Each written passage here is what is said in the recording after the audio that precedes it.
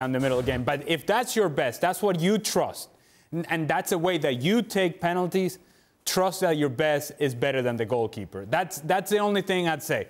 It's a little hindsight 2020 sort of thing, but I'm just going to think that in a moment of pressure, it's difficult to try and come up with a solution. So go back to what you can trust. If you told the goalkeeper what you were going to do the first time, yes, and he knew it was going there, he'd still have a problem saving it. Because of the power. Because of the power and because it's right under the crossbar. So sometimes you've just got to say, here's my best. What have you got? Unfortunately, again, the goalkeeper was too much for the second one. Don, do you agree?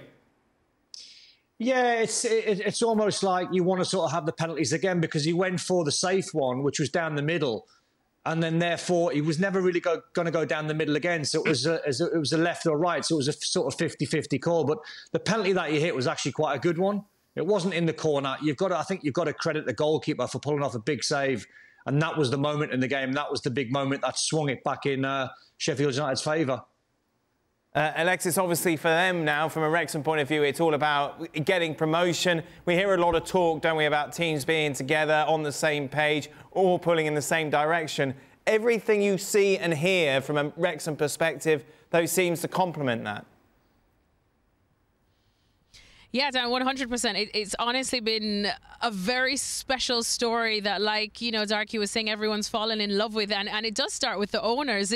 You guys know just how rare it is nowadays to see just complete harmony straight from the top, straight to the bottom. And we know that these are not your typical owners. They bring that Hollywood flair, that American flair too. But it's just so amazing to see them go on the likes of Twitter and ask the fans who they should sign next, and then actually do that. You remember players like Paul Mullin, like Ollie Palmer, even the manager, Phil Parkinson, were pretty much plying their trade in higher leagues. So to bring them here, you definitely see the effect that they have had, and the fans have completely bought into that 100%. It is probably one of the best fan bases I think I have been around. Today, of course, Sheffield were at home. It's a bigger stadium. You would expect them to outnumber all of the Wrexham fans, but the Wrexham fans were full of song and voice straight from the get-go. They were the more intimidating fans, I definitely would say. And you look at what Wrexham have done. This is only their third loss so far this season. In the FA Cup, they lost in the FA Trophy, and they lost the last time in the league back in October against Notts County, who are their closest rival in the league.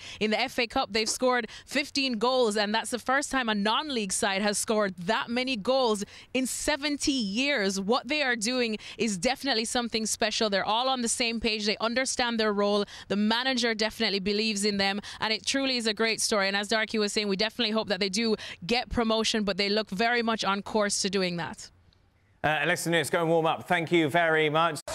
Thanks so much for watching ESPN on YouTube. And for more sports highlights and analysis, be sure to download the ESPN app. And for premium content and live streaming, subscribe to ESPN Plus.